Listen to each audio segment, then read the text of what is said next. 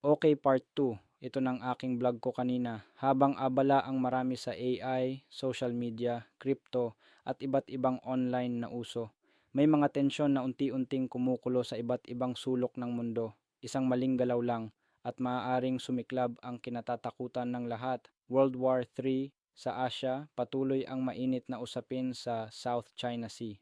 Sa Europa, hindi pa tapos ang bangayan ng Russia at Ukraine. Sa Middle East, hindi rin natutulog ang mga awayan sa teritoryo at relihiyon. At sa pagitan ng mga superpower, USA, China at Russia, nasa ere ang tanong, sino ba talaga ang mangunguna sa mundo? Kung sakali mang sumiklab ang digmaan, hindi lang basta simpleng labanan ito.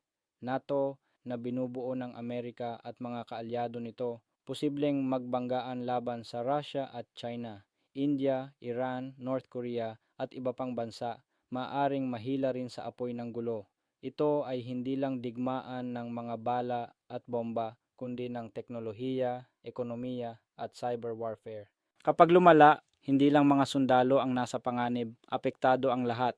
Pagbagsak ng ekonomiya, pagtaas ng presyo ng langis at pagkain, malawakang blackout at cyber attacks, at pinakamasaklap, posibilidad ng paggamit ng nuclear weapons na maaaring magbura ng milyon-milyong buhay.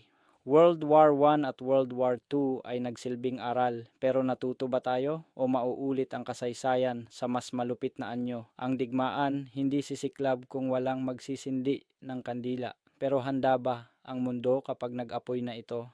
Isang bangungot na baka maging realidad